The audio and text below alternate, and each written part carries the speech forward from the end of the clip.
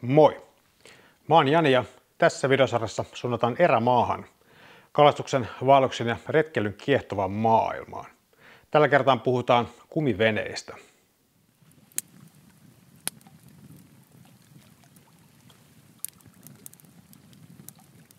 Yleisin kumivenetyyppi on melko varmasti isompien veneiden apuna käytettävät apujollat. Tämmöiset kumiveneet on yleensä aika lyhyitä ja leveitä, mutta ne soveltuu hyvin myöskin erämaakäyttöön ja kalastukseen, jos niin haluaa. Perinteisten pienten kumiveneiden lisäksi on olemassa myös kumivenekanootteja, joihin saa kiinni moottorin.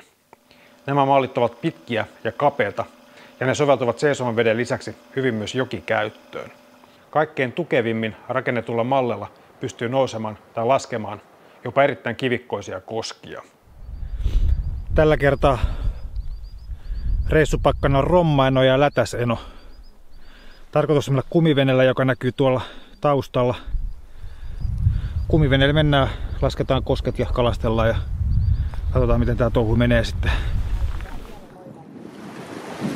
Suoraan edessä on kivi. Niin kaikki kumiveneet, joita olen kokeillut, soveltavat myös kalastuskäyttöön. Kapeatkin kumiveneet ovat tarpeeksi vakaita, eikä niiden kanssa ole ongelmia esimerkiksi heittämisen tai kalaväsytyksen aikana. Kumiveneen edut normaaliveneeseen verrattuna ovat pakkauskoko ja paino. Tuommoinen pieni kumivene moottoreineen mahtuu helposti pienenkin auton takakonttiin.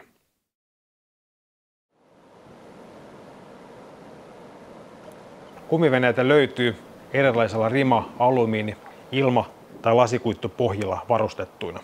Erämaan kulkijalle paras vaihtoehto on mahdollisimman pieneen pakkautuvat ja kevyet mallit. Yleensä ne tarkoittavat veneitä, joissa on ilmatäytteinen pohja. Jos kumiveneessä on ilmatäytteinen pohja tai köli, niin ne ovat usein myös suuntavakaita ja hyviä ajaa moottorin kanssa.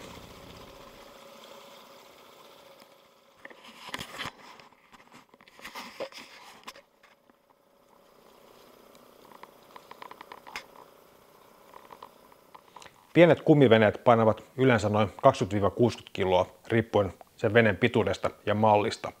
Tästä johtuen se ei ole valtavalle kalastajalle kaikkein paras vaihtoehto. Vaikka kanteja olisi kaksikin, niin sen kumiveneen paino saattaa käydä jossain vaiheessa aika ärsyttäväksi. Kannattaa muistaa, että siihen mukaan tulee melat ja pelastusliivit ja ehkä kahluvälintä ja kaikkea muuta tavaraa. Ja tämän kaiken päälle vielä tietysti retkeilyvälineet. Eli se paino saattaa nousta loppujen lopuksi aivan liian isoksi kantamista ajatellen. Kumivene onkin mun mielestä kaikkein paras semmoisissa paikoissa, mihin rantaan pääsee moottorivoimille tai hyvin lähelle siihen rantaan. Siitä autosta kumiveneen rantaan kantaminen ei ole kauhean iso urakka. Kumiveneen täyttämiseen menee noin 15 minuuttia, joten se on aika suoraviivaista toimintaa. Yleensä vesille pääsee kaikkine säätöinen alle puolessa tunnissa.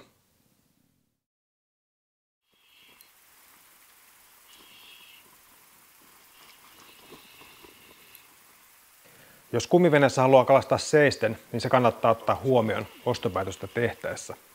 Kaikkein kapeimmissa kumivenekanoteissa on hankala seistä. Niiden vakaus riittää seisomiseen, mutta isojen ponttonien takia sisäleveys voi olla aika olematon, joten tukevan heittoasennon löytyminen voi olla haastavaa. Leveät kumiveneet ovat parempia tässä suhteessa. Jos kumiveneessä kalastaa 2 ihmistä, niin silloin kannattaa ottaa mieluummin pitkä kuin lyhyt malli. Lyhyissä mallissa kalastajat ovat liian lähellä toisiaan ja se aiheuttaa paljon ongelmia sen kalastuksen aikana. Etenkin perhokalastajat tarvitsee paljon tilaa ympärilleen. Koukku, joka tarttuu väärään paikkaan, voi olla todella suuri ongelma, etenkin erämaassa, joten kannattaa valita semmoinen malli, että tilaa on tarpeeksi kalastaa. Kumiveneet ovat monesti sen verran huonoja meloa tai soutaa, että niiden kanssa tarvitsee aina moottorin. Etenkin jos matka kalapaikoille on pitkä. Jos siis haaveilee liikkuvansa pitkiä matkoja, on moottorin käyttö järkevämpi vaihtoehto. Olen itse melonut kumivenekanootilla Romma- ja Lätäsenon. Ja vaikka siinä liikutaan virran mukana, niin silti pitkien suvantojen melominen ei ollut herkkua. Siihen touhuun on parempiakin laitteita. Leveät kumiveneet vaativat isomman moottorin kuin kapeat kumivenekanootit. Kumivenekanootin etu onkin siinä, että se kulkee hyvin myös pienellä moottorilla. Pieni moottori on taloudellinen ja sillä pääsee eteenpäin kohtuullista vauhtia. Esimerkiksi omassa 4,5 metrisessä ja 100 senttiä leveässä kumivenekanootissani on 2,5 hevosvoimainen moottori. Tällä yhdistelmän bensaa kuluu noin 1 litra 15 kilometriä kohden, riippuen tietenkin lastin koosta ja sääolosuhteista. Vauhti on isollakin lastilla sen verran, että ei rupea heti ahdistamaan.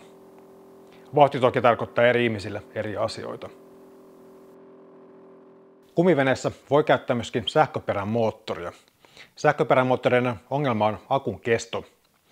Tuommoiselle pitkälle erämaareissulle tarvii väkisenkin muutaman akun mukaan ja silloin niiden paino saattaa ruveta ahdistamaan liikaa.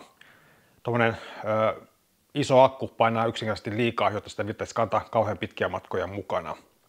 Viikonloppureissu saattaa vielä mennä sähköperämoottorille, mutta pitkissä reissuissa polttomoottori on edelleenkin mielestäni parempi vaihtoehto. Tarkoitus oli mennä tuonne Suolisjärvelle pohjoispäähän, mutta siellä oli niin kova tuuli, että ei päästy tai ei vittinyt lähteä kyntämään sinne. Niin. Ja siinä missä oltiin, niin ei ollut oikein kunnon leiripaikka, niin tultiin tänne Suolisjärven autiotuvalle. Ja tästä lähdetään sitten menemään tuonne Inarijärvelle päin pikkuhiljaa. Kaikki hyvänlaatuiset kumiveneet ovat vakaita ja turvallisia. Tuommoinen kaikkein kapeinkin kumivenekanotti on sen verran vakaa, että sitä on lähes mahdoton saada kaadettua, vaikka niin haluisikin. Monesti kumiveneessä on 5 ilmakamiota ja on erittäin epätodennäköistä, että ne kaikki saisi kerralla puhki. Kumiveneitä pystyy ajamaan moottorilla vielä vaikka yksi ponttoni olisikin puhki. Kumiveneet valmistetaan useimmiten PVC-kankaasta. PVC on erittäin kestävää ja se kestää hyvin kivien naarmuja. Jos kumiveneeseen saa reijän, niin se on helppo paikata eräolosuhteissakin. Kumiveneet eivät räjähdä kuin ilmanpallot, vaan reijän tultua ne pikkuhiljaa tyhjenevät. Suurin ongelma saattaa olla pienen reijän löytyminen paikkausta varten.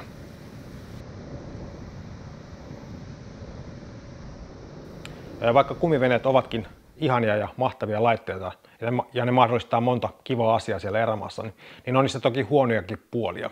Ne on monesti kokonsa nähden aika ahtaita, koska ne isot ponttonit vie paljon tilaa ja sitä käyttötilaa siellä sisällä on loppujen lopuksi yllättävän vähän. Ja vaikka kumiveneet ovat suhteellisen keveitä kokonsa nähden, niin ne on kuitenkin yleensä sen verran painavia, että ne eivät käsipeliin siirry kaikkein vaativimpiin eräkohteisiin. Tai sitten pitää nähdä jo pikkasen vaivaa. Kumiveneiden haastavin ominaisuus kalastajan kannalta on tuuliherkkyys. Pienikin tuuli liikuttaa kumivenettä helposti. Kumiveneet vaativatkin kalastalta normaalivenettä enemmän työtä, että se pysyy parhaalla heittoetäisyydellä. Käytännössä hyvää kalastusaikaa menee aina hukkaan veneen kanssa puljamiseen ja kikkailuun. Vene kääntyy vedessä pelkästään uistimen vetovastuksen ansiosta. Usein ainoa tapa pysyä paikallaan on käyttää ankkuria tai uhrata toinen kalastaja soutuhommiin. Siinä oli tämä jakso. Kiitos paljon katsomisesta. Ensi kerralle keksitään sitten taas uusia kivoja aiheita ja yritetään tehdä mielenkiintoisia ohjelmia. Moikka!